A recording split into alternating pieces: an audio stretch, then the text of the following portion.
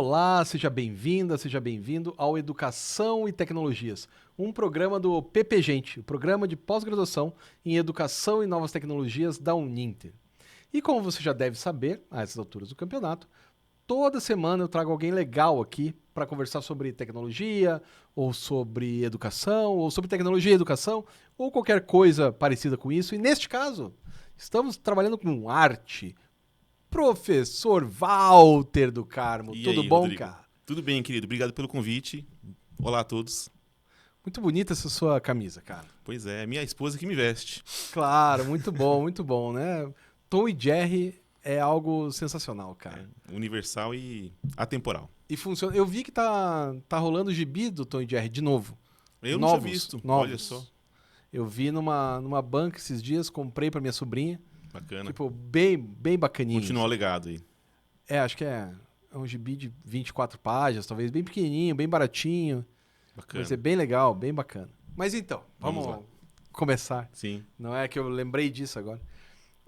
Então, a primeira coisa que eu sempre falo para as pessoas, quando elas chegam aqui nesse programa, é que tem uma impressão de que a gente nasceu pronto, né? Sim. Seus alunos têm essa impressão. Tem. De que, de repente, você nasceu, poxa, já sou doutor, sou pós-doutor e dou aula aqui e tal. E não funciona assim, né?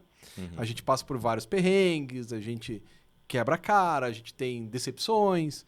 Então, a primeira coisa que eu peço pra galera conversar sempre é mais ou menos assim. Você tava lá fazendo ensino médio. Certo. E daí? Até chegar aqui. Perfeito, então. Fazendo ensino médio, né? Um ensino médio difícil, né? Eu sou de São Paulo, da capital, então um ensino médio pouco proveitoso pelas circunstâncias, né? Enfim, de precarização do ensino. E eu nunca tive um Público, professor... né? Exatamente, ensino médio público. E eu nunca tive um professor que me desse uma luz do que é uma universidade. Então isso foi uma coisa curiosa, né? E o ensino médio acabou. Graças a Deus eu tinha essa mentalidade, né? Não queria nunca mais voltar para a escola, né? Mal sabia o que me aguardava, né? Porque em casa, né, se valorizava muito o trabalho. Meus pais não fizeram, né, um ensino fundamental completo, né? Não tinham um histórico em casa de outros adultos que tinham feito universidade, né? A ansiedade em casa toda era que eu acabasse o ensino médio, começasse a trabalhar para trazer Dinheiro dinheiro para dentro de casa, né? E aí o meu contato com a universidade, com essa ideia de universidade, né, veio, né, de uma forma muito enviesada, assim, muito surpreendente. Tinha uma organização, né, que eu tomei conhecimento, que era o ATMST, que era uma associação dos trabalhadores sem terra, que tinha, né, uma abertura para também investir no ensino superior, que eles tinham uma espécie de campanha que as pessoas, né, as famílias que tinham constituído terra, né, e conseguido estabelecer-se na cidade, eles tinham agora que dar continuidade. Eu não era sem terra, mas a comunidade que eu venho lá de São Paulo é uma comunidade pobre na Zona Leste, e a gente tinha contato com essas manifestações, com essas ONGs, né, e eu comecei a participar para ver qual é que é esse negócio de universidade, porque depois que eu trabalhei a primeira vez eu entendi que o percurso ia ser duro, né, vendo onde os meus pais chegaram e tal, talvez, né, um caminho ou outro como que pode ser oferecido pelo estudo pudesse ser interessante. E aí eu comecei a investigar isso e entender, né, e as palestras que eles faziam era de informação mesmo, né, eles tomam como pressuposto uma coisa que é infelizmente dada, que as pessoas saem do ensino médio e não sabem nada sobre a universidade. Então era uma palestra formativa, né, de buscar, então, orientação para que as pessoas encontrasse uma área com afinidade, né, e para poder prosseguir com uma formação. E como era uma associação, né, eles tinham um convênio com algumas universidades privadas em que eles conseguiam pegar aquelas vagas que sobram e conseguir descontos de até 100% para os membros da associação. E eu comecei a participar e conhecer um pouco mais sobre isso, né? E aí as áreas que estavam disponíveis nunca me afetaram. Sempre gostei de desenhar, de trabalhar com pintura, desenho, né? Mas não vi isso uma perspectiva... Isso desde o ensino médio. Desde criança, assim, sempre desenhei, sempre brinquei com esses materiais, gostava de histórias em quadrinhos, animações e tudo mais, mas nunca me pareceu uma perspectiva profissional, né? E aí eu tomei contato com essa possibilidade de uma universidade proporcionar, né, uma formação acadêmica dentro de uma área de artes que me possibilitasse trabalhar com isso de alguma forma, né? Como artista ou como docente, né? Mas você nem sabia que existia uma faculdade de artes? Não sabia que existia, né? E aí vem o primeiro choque, né? Em São Paulo eu morava na Zona Leste, sabia que tinha um curso de artes visuais na USP, né? Que fica do outro lado do planeta para um garoto desempregado, né? Claro. Uma distância astronômica. Quantas horas você levava para chegar lá? Olha, da minha casa para chegar até o Brás, que é o centro comercial de São Paulo, né, gastava aí pelo menos 2 horas, né? E depois até o Butantã? Até o Butantã, né, mais 2 metrôs, mais pelo menos 1 hora e mais o ônibus, né? E aí o curso, se eu tivesse que fazer, seria à noite, né? Então eu teria que trabalhar durante todo o dia, fazer à noite, não teria como voltar para casa, teria que emendar uma coisa na outra e muito provavelmente teria dificuldade de voltar para casa porque os trens, né, paravam de funcionar às 11, meia-noite, né? Então as possibilidades eram muito diferentes. E aí, né, com essa inconformidade, né, a universidade não foi um caminho imediato. Comecei a trabalhar e pensar em algumas oportunidades, algumas saídas, né? Foi quando eu conheci a minha atual esposa, que mora no Paraná. E ela me falou, né, de uma universidade em Londrina, a Universidade Estadual de Londrina, me falou da estrutura da cidade, muito diferente do que eu vivia, e eu fiz um vestibular para outro estado. Decidi abrir mão de tudo, falei, não, a cidade de São Paulo, para quem nasce da periferia, ela é muito hostil.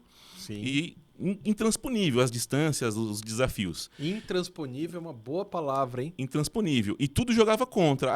Para vocês terem uma ideia, era muito mais viável eu...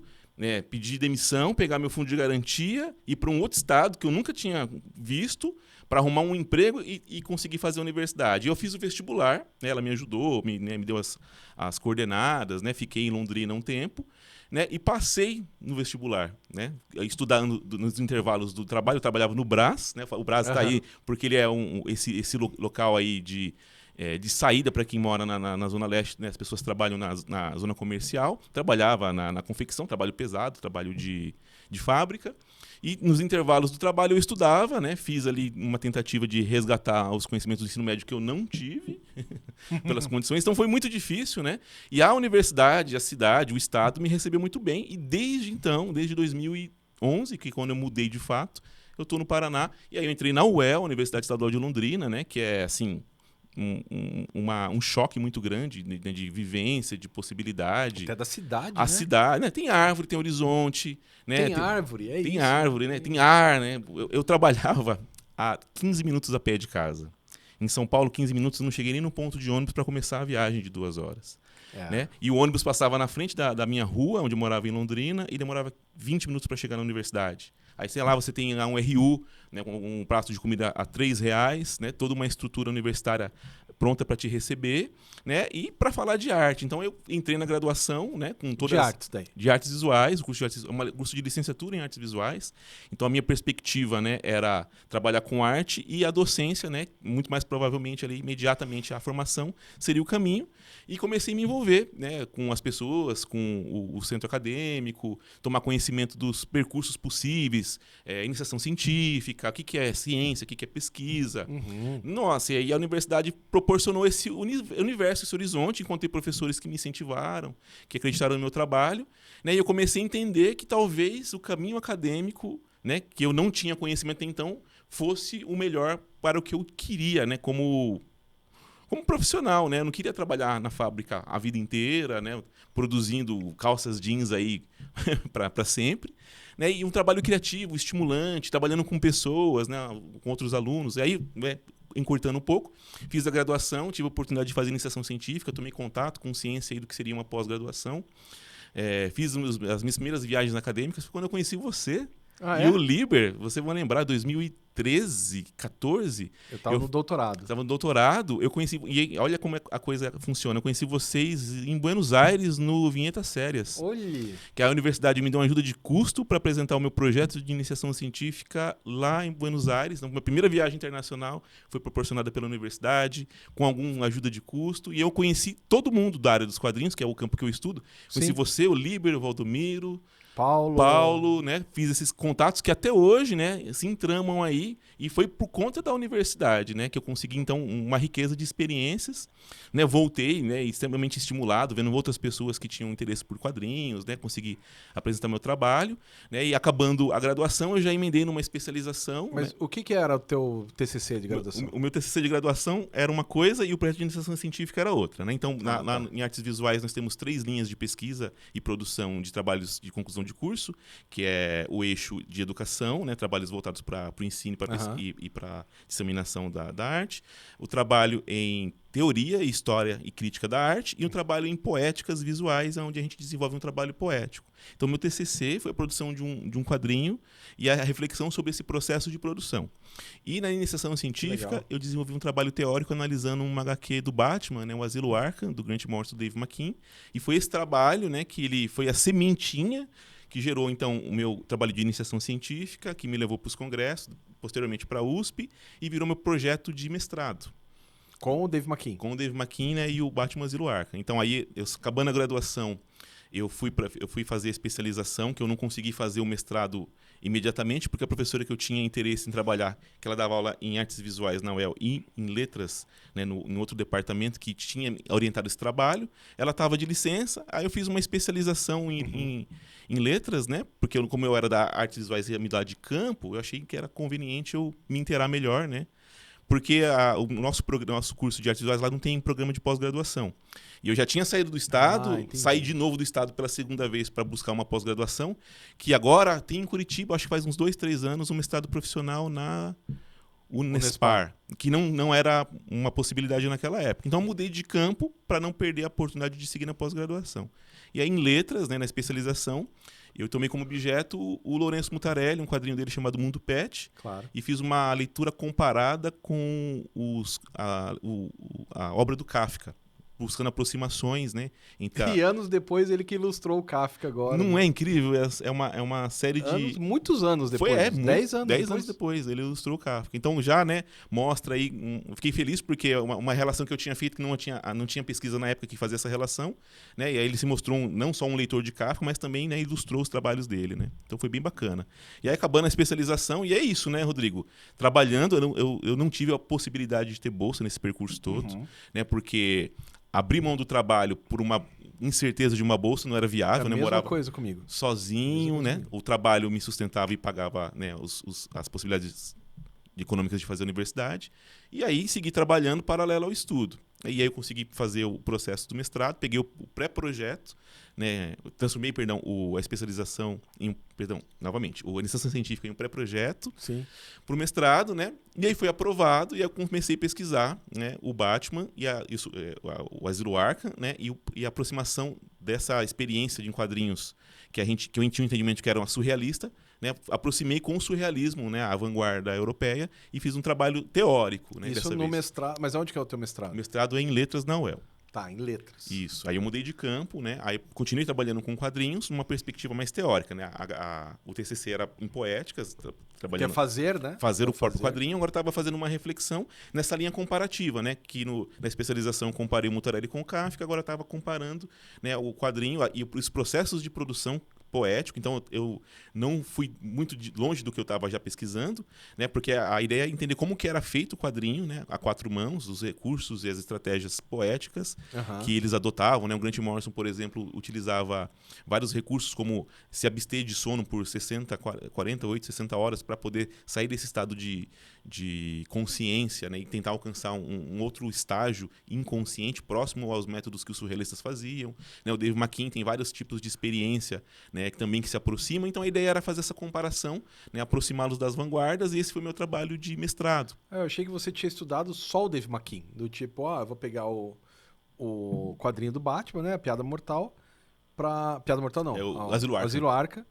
pra ver o trabalho do Dave McKean. Porque ser de arte, na minha cabeça, era de artes e tal, não tinha sacado que era das letras. Mas é que eu enganei todo mundo, na verdade, porque eu continuei trabalhando com arte, com quadrinho em letras, né? Eu falo que assim, enganou todo mundo. Enganei, claro. Mas assim, é injusto porque eu fui acolhido pelo programa, claro, né? Claro. Mas assim, gera uma confusão. Tanto que a driblada aqui, a driblada ali. Tanto que as arguições ali no processo do mestrado era motivo de xiste, né? Porque estudando super-herói, né? Que coisa mais cafona, a resistência que a gente tinha, mas de modo geral fui acolhido. E o que me interessava era o processo de criação conjunta a 4 mãos, né? Porque o Grant Morrison, né? Ele é roteirista, mas ele também desenha, e ele fez o thumbnail, né, o esboço da história desenhado para o Dave McKean, teve um reprocessamento que ele fez um outro trabalho. Não sabia disso. A Panini chegou a lançar uma edição definitiva que vem as páginas desenhadas pelo Grant Morrison. Mas isso foi agora, foi bem depois que você... Na verdade, foi no ano que eu estava finalizando o mestrado. Saiu que em daí português. não adiantou nada. Não adiantou, corri, né, peguei, comprei, consegui, né, atualizar isso, porque eu tinha essas informações via internet, em inglês, né? Então não era... Alguma entrevista. Uma entrevista, exatamente. Aí esse material foi de suma importância para poder concluir. E aí, né, nesse meio tempo, gera esses questionamentos, né? A gente vai amadurecendo. Putz, eu estou trabalhando aqui com um quadrinho estrangeiro, né, com um quadrinho de super-herói. Tanta coisa legal acontecendo no mercado. Eu, enquanto artista, né, paralelo a todo esse trabalho, eu continuei produzindo quadrinhos de forma independente e gerou essa consciência, né? Esse peso na consciência de não olhar para a produção local, para a produção nossa, né? Claro. E aí eu mudei completamente o meu projeto para o doutorado, que eu fui investigar a produção nacional, entender a produção nacional de quadrinhos. Elenquei 3 autores que eu achei, assim, naquela época, faziam minha cabeça e representavam aí o que a gente entende por quadrinho contemporâneo brasileiro, que é o Marcelo de Salete, o João Pinheiro e o Marcelo Quintanilha, né? Sim. Então, Os 3, gente finíssima. Fiz esse recorte para estudar o trabalho deles, para pensar como que seria como que a gente poderia configurar, né, o quadrinho contemporâneo brasileiro. E aí minha tese de mestrado, de doutorado, foi nesse caminho, entender a configuração dessa produção que tinha como característica, através desses artistas, né, elementos de brasilidade, né? Mas e esse elemento de brasilidade não de uma forma estereotípica ou de uma forma, digamos assim, carnavalesca, né? Tinha ali uma franqueza, né? Não, tem no jeito de falar, né? Tanto o João Pinheiro quanto o Quintanilha. Sim, né? E aí também chamava atenção, né, a repercussão internacional que eles tinham e têm ainda. Tem. E como que eles levam uma imagem do Brasil que foge do que se espera, né, dentro dessa ideia do que é o Brasil, né? E aí é uma voz que está falando de um locus de enunciação periférico, né, que sai da margem para o centro, porque aí eles ganharam prêmios nesse percurso, claro, né, muitos. de referência internacional. Então olha que interessante, né, esse lugar periférico ocupando o centro sem perder as suas especificidades, porque uma coisa é um artista brasileiro que vai fazer um quadrinho americano, né, claro. que ele tem uma ascensão comercial, uma ascensão financeira, uma ascensão artística, só que é diferente quando é o quadrinho brasileiro que está em primeiro plano. E eu achei que foi um ótimo momento que eu escolhi, né, que coincidiu, porque o doutorado são 4 anos, né? Sim. E aí a loucura de ir acompanhando isso e atualizando, né, a tese enquanto eles vão ganhando os prêmios, né? Eu pelo menos fiz em história, tudo já tinha acontecido. Já é uma vantagem, né? E aí a ideia era pensar isso, né? Essa poética do quadrinho contemporâneo brasileiro, como ela se configura, né, através dessa espécie de subversão mesmo, né, da linguagem. Aí eu vou trazer, né, um conhecimento acumulado de artes visuais para quem resolver as questões poéticas, o conhecimento acumulado de letras para as questões literárias e pensar aí numa teoria possível, né, porque no doutorado a gente tem essa obrigação com a originalidade. Isso. Então era um trabalho intenso, né, que culminou... Mas o teu doutorado é o quê? Em letras também? Em letras também. Só que aí eu fiz na UFPR. Que aí eu pulei essa parte, né? Então, aí Londrina, né, tinha feito o mestrado na UEL e aí o doutorado era o mesmo programa. Aí me pareceu esquisito pra quê, né? Repetir o programa. E aí gerou aquele problema, né? Eu já sou um deslocado no espaço, né? Vou me deslocar de novo, né? E eu pensei num recorte possível e o Paraná é grande, mas nem tanto, né? E aí Curitiba, né? Tem a UFPR com um programa de letras excelente, né? Um dos maiores do país, assim. E tinha algumas professoras que já tinham orientado trabalhos de quadrinhos e eu tentei, né? Pensando na geografia do possível, porque trabalhando aí, né? O meu percurso profissional também avançou, então na graduação eu trabalhava em chão de fábrica.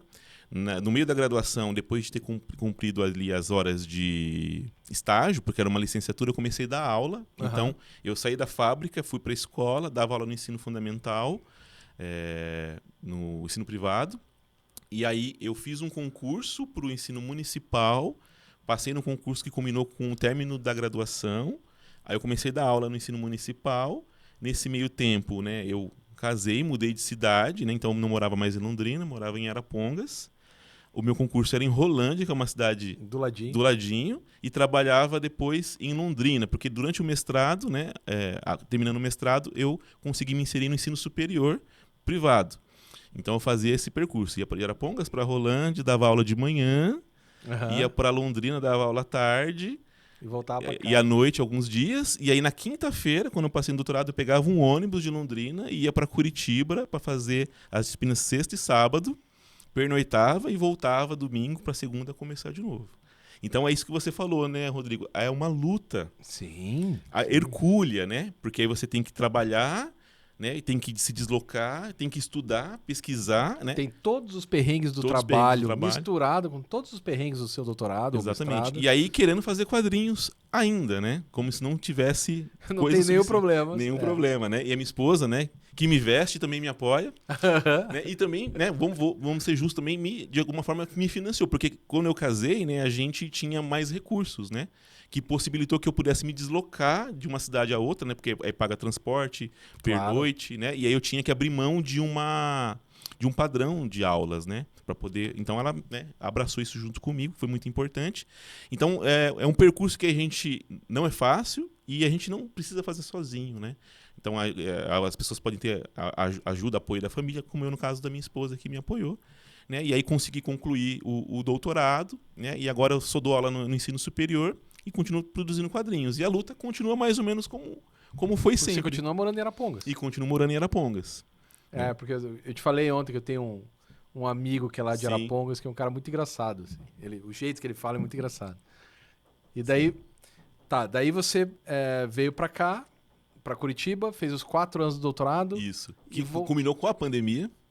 Ah, você terminou na pandemia? Eu terminei as disciplinas no ano que iniciou a pandemia. Aí as orientações foram todas remotas e a defesa foi daí é remota. mais fácil, Não, né? foi que bom, né? Mas foi tenso, né? Mas daí você economizou dinheiro, né? Sim, acabou sendo benéfico, né? Porque eu teria que continuar vindo para Curitiba a cada 15 dias para fazer as orientações, que era a frequência que a minha orientadora tinha estabelecido. Aí acabei economizando, né? Quem que foi a tua orientadora? Foi a Patrícia Cardoso. Silva Ah, Cardoso. Não É conheço. uma professora muito generosa, porque ela é das letras e trabalha com autores portugueses. E né? topou. E topou a orientar um trabalho de quadrinhos, né? Mas eram quadrinhos brasileiros, tinha uma relação com a linguagem, né? E é isso que é legal também, né, Rodrigo? Professores que não são da área que topam investir, abraçam, claro. né? Que confiam, né, nisso. Então foi muito, muito gratificante trabalhar com ela. Eu não sei se ela ainda estava dando aula, porque ela já era aposentada quando eu fiz meu mestrado em 2011, meu doutorado em 2011. Uma professora chamada Marta Moraes. Você teve aula com ela? Não tive. Mas sabe quem? Já ouviu falar dela? Já ouvi falar, o nome dela ecoa pelas paredes, né? Não, porque a mulher, cara, teve uma aula, éramos 4 alunos só. E só eu fui pra aula, os outros 3 não foram. Ela ficou muito braba. E na época eu tinha um tablet. E ela ficou muito braba. E ela falava assim, não é com você, Rodrigo, mas eu tô muito braba, porque onde já se viu, não virem pra aula. Não é com você, mas onde já se viu, porque eu tô aqui pra dar aula, já sou aposentada, não precisa ter me deslocado. Não é com você, mas... E falava. Eu falei, professora... E ela falou, não vou dar aula. Só pra você eu não vou dar aula. Né? Numa boa, mas... Eu falei, professora, então já que a gente tá aqui, posso abrir o meu projeto de mestrado, de doutorado, você olha? Claro. Eu abri o projeto, o mapa mental. Ela olhou... Não deu 1 minuto, ela falou, isso aqui você tira, isso aqui você junta com isso aqui você faz assim. E ela arrumou o meu mapa mental. Cara, não deu 2 minutos, cara. Não deu 2 minutos, sério. Ela olhou e falou, isso... Aí você vê a experiência, né? A expertise, né? Tipo, porque a mulher já estava aposentada, ela já era bem... Já estava pra lá dos 70, eu acho. Então, assim... Cara, a mulher só olhou e ela já sabia o que fazer. Incrível, Aí, né? isso é muito legal, né? E eu me lembro que eu fiz história, né? Meu doutorado em história, mas a disciplina mais bacana que eu fiz foi dela. Nas letras. Ela escolheu um livro para cada um ler e apresentar e tal. Ela pegou aquele do Humberto Eco, A Misteriosa Chama da Rainha Luana. Maravilhoso, que é os quadrinhos populares. Isso. Na verdade, aquele livro é a picaretagem do Humberto Eco para dizer como ele é erudito, né? Sim, com certeza. Porque no primeiro capítulo o cara tem um AVC. No primeiro capítulo não, as primeiras 2 páginas, né? É. O cara tem um AVC, aí passa 800 páginas ele contando todos os livros que ele já leu. Na última página ele morre, acabou. Isso. É isso, né? No final das contas tem 3 páginas de história, o resto é só ele falando, olha, esse livro fala isso, esse livro fala aquilo. A desculpa do Humberto Eco. É um inventário da própria biblioteca, né? Isso, é tipo isso mesmo, que nem o Alberto Mangel fez agora, né? Sim. Do inventário da biblioteca dele. Sim. Então. Maravilha. Bom, mas enfim, estou falando de mim, que não é, mas afinal, é isso. eu não sou o entrevistado e tal. E daí, além de você ser um professor, então você está dando aula para que ano? Para qual curso? Perfeito. Eu dou aula hoje na universidade que me formou, no curso de Artes Visuais, na UEL, como professor temporário. Né? E trabalho também na Rede Cogna, ensino privado à distância. E aí eu dou aula para vários cursos, só que as disciplinas específicas de estética, história da arte e derivadas, né? Que aí algumas disciplinas são compartilhadas com outros cursos. Mas aí o grosso do meu trabalho seria aí na graduação em artes visuais. Que massa. E além disso, que era aí que eu queria chegar, Sim. você é o cara que faz quadrinhos, você é um artista. Aliás, faço quadrinho de artista. Eu me lembro quando eu resenhei o teu quadrinho, aquele... O das... Não, o das galinhas lá. O Viveiro. O Viveiro. Eu falei, cara, isso é uma obra de artista. Isso aqui é um artista fazendo. Isso tá, não é a história, é outra coisa. Uma experiência, É uma experiência, é outra coisa. Para começo que, putz, a gente devia ter trazido, né, para mostrar. Tava lá na mesa. Tá lá, era só trazido, mas tudo bem. Que é uma folha de acetato, Isso. desenhado à mão, cada uma das edições. Explica aí. Isso, a Viveiro, né, a ideia é uma história meio cínica, com um humor, né, atravessado, né, que... Cínica é uma boa palavra. O gibi, né, ele é narrado, né, por uma espécie de narrador onisciente, que não aparece na história, é como se ele estivesse contando a história do que viria a ser o fim do mundo proposto aí pela ascensão intelectual das galinhas, né, que elas ganham consciência do seu lugar infeliz aí na cadeia alimentar, né, sendo a base da alimentação global. Só que aí eu brinco com essa ideia de que elas são descendentes diretos do Tiranossauro Rex, que estavam no topo da cadeia alimentar. E a ideia é brincar que se elas lembrassem disso e decidissem se vingar, né? E a ideia começa isso. Então esse relato, uma espécie de crônica, em que é narrado na primeira pessoa, seria aí o crepúsculo da humanidade, né? Através então dessa conspiração galinácea. E o objeto do quadrinho, né? Ele é um formato A5, né? E aí tem a capa de acetato com as grades do que simbolizaria o viveiro. E a ideia é que você abre ela, né, e você se torna cúmplice do que vai acontecer. Você está libertando as galinhas, né, para dar início à história. Né? Então é uma ideia de pensar a materialidade do quadrinho como uma espécie de prolongamento da experiência de leitura, que ela não se dá só pela consciência da história, mas também a sua relação com a matéria. Então é um quadrinho que não funcionaria digital, por exemplo. Claro, né? Ele tem uma especificidade material. E aí eu brinco, né, com essa ideia das galinhas, desenho, né, algumas representações aí que aparecem na cultura popular, como a galinha do Guilherme Pitadinha, a galinha do McDonald's. E a ideia é que essas galinhas super faturadas aí, né, e processadas na indústria alimentícia, né, mexeu com a composição genética, fazendo com que elas ganhassem consciência e se comunicassem telepaticamente. e atravessando isso, né, eu trago também referências a Clarice Lispector, a galinha, o conto A Galinha, e a história da origem do ovo. Né? Então tem essa brincadeira, né, um pouco cínica, mas também um pouco, digamos assim, ambígua, né? Porque as leituras que eu recebo das pessoas que vêm é muito interessante. Né? Porque eu não sou vegano, né? Não tenho, né, um problema em comer carne, mas eu recebi retornos de leitores que acreditavam que era um manifesto vegano. Que legal. Né? Aí, porque o leitor é que é legal, né? Sim. O leitor é que é legal. E aí, por exemplo, a Dani Marino, né, que a gente conhece, ela fez uma leitura sociológica. Falou, não, isso aqui é a revolução, a galinha somos nós, né? Que quer subverter a estrutura de opressão. E coisas que não passou pela minha cabeça. Sim. Né? Sim. E aí isso que eu acho que é o mais legal desse processo, né? Quando a gente tem o contato do leitor e entende que o trabalho ele prende significados, né? Enfim, ele está no mundo e aí não me pertence mais. E isso, né, foi o que mais me encantou nesse processo, né? E o Viveiro é um pouco disso, né? Uma certa inconformidade minha, porque a ideia que eu tive do Viveiro, né? E é uma ideia antiga, né? Porque ela foi feita aí na década de 2000, final dos anos 2010, só que eu tive essa ideia na época da gripe aviária, não sei se você lembra. Nossa, 2009, tempo, né? Era H1N1. Isso, que tá de volta aí, né? Tá de volta aí. Porque e aí eu uma amiga minha tá com H1N1 neste momento que a gente tá conversando. Que loucura. Ela pegou... Que agora é H13N17? Não, H1N1 mesmo. H1N1 mesmo. Ela voltou a própria. Fez o exame, porque ela falou, tô muito mal. Eu falei, olha... Só que ela não mora aqui, né? Ela mora em São Mateus. Eu falei, olha, vá no médico e faça um teste, né? Ela fez o teste pra Covid, porque eu falei, você deve estar com Covid. Grande chance, né? Pô, febre alta, tossindo. Vá lá e veja se é Covid. Ela foi ver se era Covid. Não, H1N1, a mesma. Essa aí. Então, e na época que havia essa gripe aviária, né? Que era a primeira vez que ficou sem aula e a tal. primeira vez que a gente ouviu falar da palavra pandemia, endemia, essas coisas, né? E aí, só que não tinha os mesmos cuidados que tinham com a época do Covid, porque lá em São Paulo eu tinha que trabalhar, pegar o metrô cheio, o trem cheio, e a cabeça, né? Posso morrer aqui dentro, e as galinhas, e não sei o quê. E aí ficou essa ideia de que era uma vingança, só podia ser uma vingança das galinhas. E essa ideia me acompanhou, Rodrigo, de São Paulo, antes de eu entrar na faculdade, né? Eu trabalhei essa ideia em prosa, né? Porque artista tem várias crises, aí tem uma época que eu não queria mais desenhar, falei, não é pra mim, eu vou ser escritor agora. Aí eu escrevi uma história em prosa que não funcionou. Aí numa disciplina, na especialização, eu transformei ela em crônica, que era testando essa ideia dos gêneros literários e tal, que eu também não tinha gostado. Fiz um curso de roteiro para cinema, transformei ela no roteiro de audiovisual, que é impraticável. Não rolou. E aí, não tem dinheiro, né? E aí eu me fiz as pazes com um desenhista que dentro de mim, e eu falei, nossa, eu preciso desenhar isso aqui. E aí eu retomei essa ideia, né?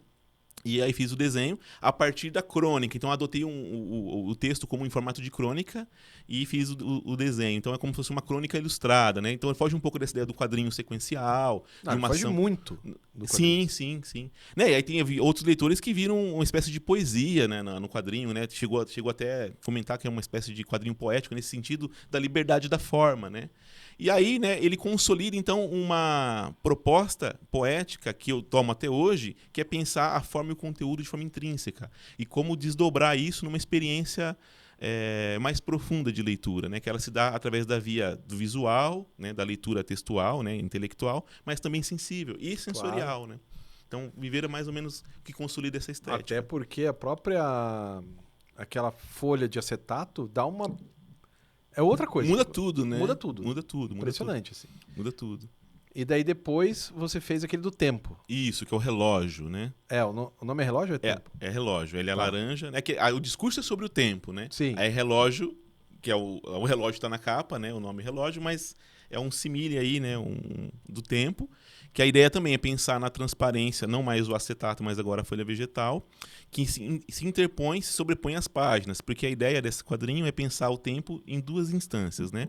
O tempo cronológico, que é o tempo físico que a gente vivencia, que a gente respeita, né? E tenta controlar, que ordena a nossa vida, e o tempo subjetivo, né? Que é o tempo que ele os gregos chamavam de kairos, né? O tempo oportuno, o tempo da subjetividade, aquela ideia de quando a gente sonha durante 15 minutos e o sonho parece que durou 5 horas, né? Esse tempo que não é apreensível e impalpável.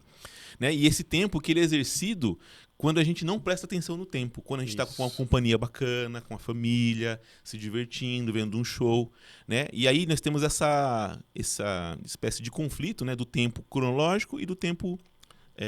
o tempo do trabalho e o tempo do lazer. O tempo do lazer, né? E aí o que acontece? A história, né, ela se põe a pensar o quanto tempo nos resta quando a gente tira de cena os tempos gastos com os protocolos da vida, da manutenção da vida, né? Cortar cabelo, tomar banho, lavar louça, trabalhar, recolher o lixo, né? E aí eu faço uma espécie de matemática sobre isso para entender que o tempo, né, que como a gente exerce hoje, né, ele tem um valor, ele tem um custo, na verdade, né? Que ele custa X dinheiros para fazer as coisas. Sim. E a nossa liberdade ela é cerceada por quanto dinheiro a gente dispõe para dispor de tempo. Isso. Né? E aí, quanto tempo resta, né, para nós, né, que vivemos nessas circunstâncias contemporâneas para fazer as coisas que importam? Né? E aí, o tempo ele não tem um custo, ele tem um valor, esse valor é inapreensível. Né? Aí eu me pergunto no quadrinho, né, quanto que custa um abraço? Quanto que custa passar um tempo com uma pessoa querida? Né? E o quanto a gente dedica do tempo que nós temos a esse tempo subjetivo que transforma a vida em uma experiência legal, uma boa vida, vivível, né? E aprazível. E aí é um quadrinho que nos põe a pensar. E aí, mais uma vez, marcado pela minha experiência paulistana, né? Porque eu gastava 4 horas de transporte entre idas e vindas, né? Aí você pensa de segunda a sexta ou de segunda a sábado, 4 horas, 5 horas de tempo diário, né? Cara, é muito tempo. Extraído só de transporte, mais 8 horas de trabalho, num dia de 24 horas, me sobra 6, eu tenho que dormir. E quando que eu faço o que importa? Quando que eu amo, quando que eu abraço, quando que eu vou num show. Né? Então, eu li esse teu quadrinho e logo logo depois não, tipo uns anos depois, mas é que ele me remeteu. Eu tinha um vizinho, que agora ele se mudou, que tava com 9 para 10 anos. E ele passava 9 horas no celular. Cara. Daí eu lembro dessa conta aí do teu quadrinho. Tá, 9 horas no celular, 5 horas na escola. Já dá 14. 8 ele dorme. Quanto tempo sobra pra esse menino curtir a vida? Quanto sobra? Ele tem que comer, tem que Cortar fazer a unha, lição. tomar banho, fazer lição, né? O que sobra? Né? Então eu acho que esse quadrinho, só que claro que ele não vai ler isso, porque ele só fica no joguinho, ele não Sim. lê nada. Então, talvez mais pessoas lessem, ajudaria a falar, opa, o que eu tô fazendo aqui? Né? Porque o tempo não linear, né, que você coloca ali de alguma Isso. maneira, né, um tempo não linear, ele é muito mais importante do que o tempo linear. Sim, e a gente dedica muito menos do nosso tempo de vida, né, a esses momentos, né? E a ideia é essa, né? Porque o nosso tempo hoje, o nosso grande drama, né, do mundo capitalista é que o nosso tempo ele tem um valor financeiro que é imposto pelo mercado, né? A minha hora-aula de professor custa tanto. Só que aí eu vou mensurar a minha experiência humana por hora-aula, por hora reais, é muita pequena dor, né? E aí isso cerceia a minha liberdade, né? Porque eu não posso fazer o que eu quero, porque eu tenho que fazer o que eu preciso antes.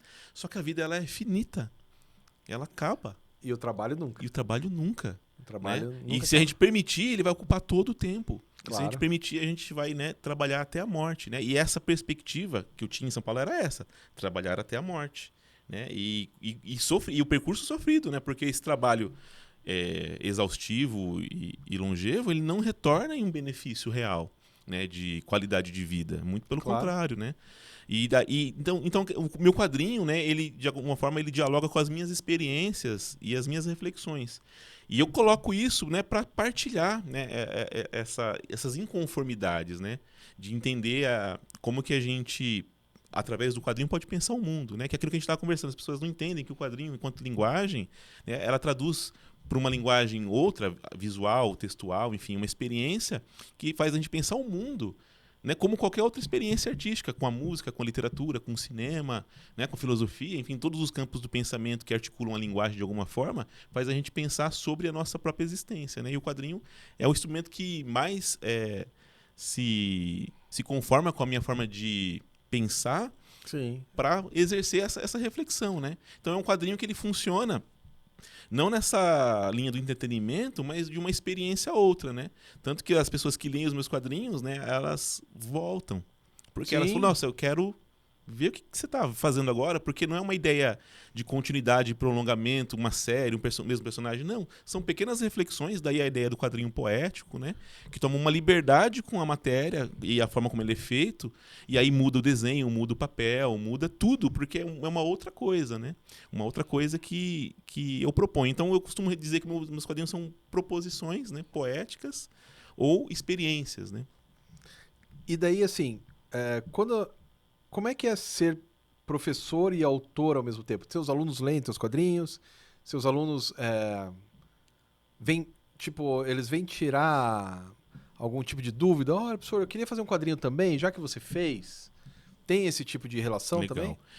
Uma das heranças, das vantagens, né, da minha formação inicial em artes visuais é que na Universidade Estadual de Londrina, o entendimento que a gente tem é que o professor, o artista e o pesquisador são indissociáveis. Né? Então a gente tem esse horizonte de que o professor de arte ele pode não seguir a carreira de artista, mas ele tem que saber. Ele tem que produzir. É um conhecimento tácito, um conhecimento, né? Isso tem até espaço no Lattes. Sim, mas é que não é comum, Rodrigo. Não sei se porque todo ano a gente lança um livro, né? Sim. O nosso programa lança um livro todos os anos.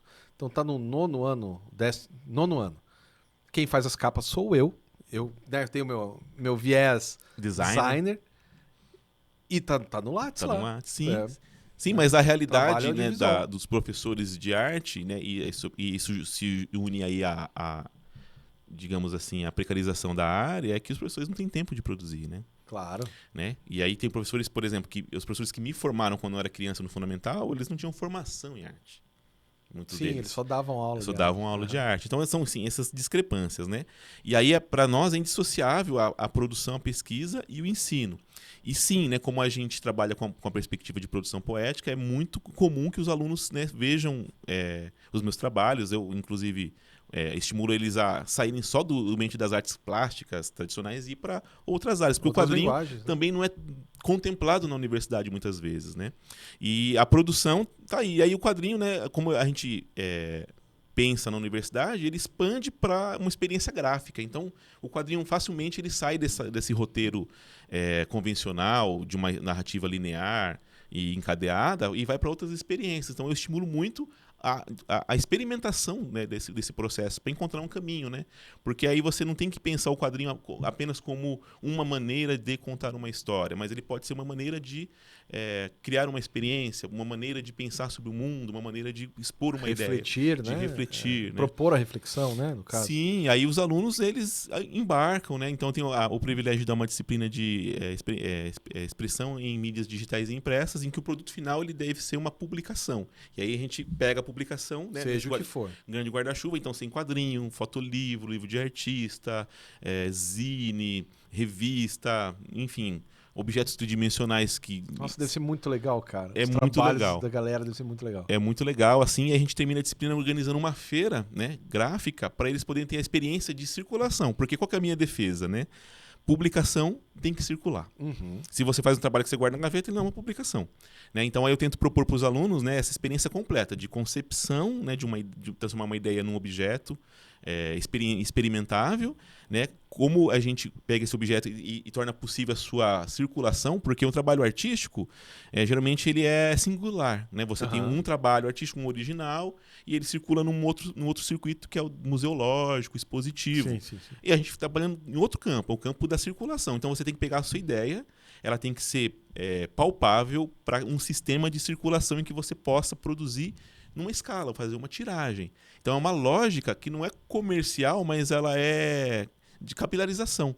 Porque no nosso Como campo, uma litografia, uma litografia, gravura, né? E aí entram esses saberes que o curso oferece, com a gravura, com a xilo, com a gravura em metal e outros, né? Fotografia também, para que eles entendam que a publicação ela tem que circular. Esse é o princípio da publicação, né?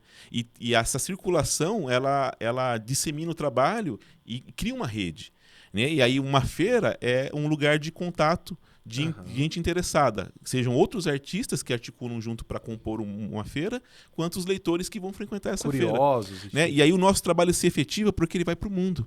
A gente sai da academia e vai para o mundo, né? E é uma das coisas que eu sempre pego no pé aí nos trabalhos que eu desenvolvo na universidade, é a gente chegar na comunidade, né? Claro. Transformar a comunidade através da arte, dar acesso à comunidade aos esperança, né? Porque a arte está aí para dar esperança. Exatamente. Também. E aí o trabalho que a gente desenvolve é nessa linha de pegar tudo que a gente faz na faculdade, dar corpo, dar forma, dar sentido, produzir de uma forma que seja viável economicamente para quem o faz e possível de ser adquirido para quem vai ter contato, para que seja democrático. Porque o quadrinho, eu faço quadrinho porque ele é democrático. Eu preciso de um papel e um lápis. Claro, né? Claro. Eu faço uma cópia e ele circula. Então, né, ele me possibilitou criar qualquer coisa com o mínimo de recurso. Ele consegue ser mais democrático até que a literatura. Sim. Porque a literatura tem uma língua, né? Tem uma língua, né? Tipo, você vai escrever em inglês, o cara que sabe japonês não vai entender. Então, o quadrinho, se ele for mudo... Se ele for mudo, né? Ou enfim, ou se ele tiver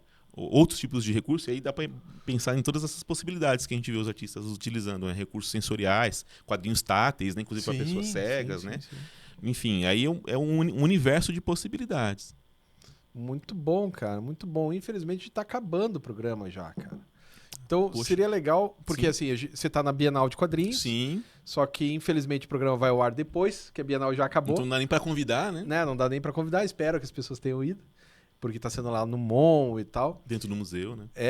Maravilhoso, né? Eu acabei de passar ali, não tá nem tudo montado e já tá maravilhoso. Já tá maravilhoso. Imagine a hora que acabar tudo. Mas como que as pessoas encontram o trabalho do Walter do Carmo? Como que encontra? Perfeito. Então, eu tenho uma presença tímida nas redes sociais. Tímida é o bom termo. Né, por conta dessa quantidade de trabalho e, enfim, e as regras. Você sabe muito bem, né, o algoritmo, você estuda isso, né, não privilegia o artista independente. Não. Mas se digitar meu nome no Google, Walter do Carmo Moreira, aparece o meu site E lá você vai encontrar minhas redes sociais, minha newsletter, a minha loja virtual e tudo que vocês precisam. Então eu mantenho um site, uma coisa de velho, Claro. mas ele é meu. Sim. Eu tenho sim. o domínio, eu pago pelo domínio, então você encontra no Google, né? Então você não depende dos algoritmos. Intermediário, né? Né? E alguém que tem interesse no meu trabalho pode assinar minha newsletter, que ela vai na sua caixa de e-mail, sem precisar do algoritmo distribuir. Então mantém Naquele Substack? Ou... Substack, cara. Tem sido interessante porque as pessoas têm contato com o meu trabalho sem essa mediação injusta dos algoritmos, né? E aí é isso, né? É uma forma de divulgar o trabalho. E nas feiras de quadrinhos por aí, que eu acho que é a maneira mais legal de me encontrar, né? Então estou sempre por aí viajando pelo país vendendo os quadrinhos. Então, Walter do Carmo Moreira, o primeiro item que aparecer lá vai ser o meu site. E espero que vocês gostem do meu trabalho. É porque é legal que os teus quadrinhos, cara, uma das coisas que eu achei mais legal é que ele vem embrulhado num papel, num plástico, Isso. e tá escrito assim, edição do artista, é isso? Feito pela mão pelo artista. Feito à mão por um artista. Isso a gente não falou, cara, né? Acho que dá tempo de falar, né, Rodrigo? Dá. Os quadrinhos, eles são escritos, desenhados por mim, impressos, grampeados, refilados, embalados e carregados. Então eu faço todo o processo. Né? O processo criativo e o processo manual de manufatura dele, né? Então ele é feito para você, pelo artista, literalmente. Literalmente. Então, porque eu me lembro que chegou lá em casa, porque um deles eu comprei com você e outro chegou lá em casa, você me mandou pelo correio. Tava lá, feito à mão pelo artista. Eu falei, cara, isso é genial. E é que as pessoas não sabem, né? Que alguém faz, né? E às vezes, né, no mercado independente, é o artista que faz, né? Que faz tudo. Faz tudo, né? É uma coisa de louco, assim. Sabe que... Putz, a gente tá estourando, mas tudo bem. Sabe que lá na Gibiteca, aqui a primeira coisa, quando vai criança lá, quando vai em grupo de escola, a primeira coisa que eles fazem é mostrar que os quadrinhos têm autor. Isso é importante. Tem alguém que desenha e alguém que escreve. Porque as crianças não sabem disso. As crianças veem personagem. É o Homem-Aranha, é a Mônica, é a Barbie, é o Batman. E não sabe que tem alguém, um adulto, que escreveu aquilo lá, outro adulto que desenhou aquilo lá, outro adulto que pintou, outro adulto que... Né? Colocou as letras no balão. Uma série de outras coisas, né? Isso é importante. Então isso é interessante de mostrar para as crianças como que é produzido pelo artista. E daí, no seu caso, tem um carimbo. Sim. Tem um selinho lá. Um selinho que indica. E eu comecei falando da minha esposa e essa foi uma ideia dela. Cara, genial, hein? Ela falou, não, tem que colocar, eles têm que saber que você que fez. Eu falei, olha só. Sim, muito bom. Então, Walter, obrigado. Obrigado. Acabei de olhar no relógio, a gente tá no laço já. Perfeito. Então, pessoal, semana que vem a gente volta aí com mais um programa bacana, legal, divertido para falar, né, sobre educação, sobre tecnologia e o que tá aí no meio. Até mais.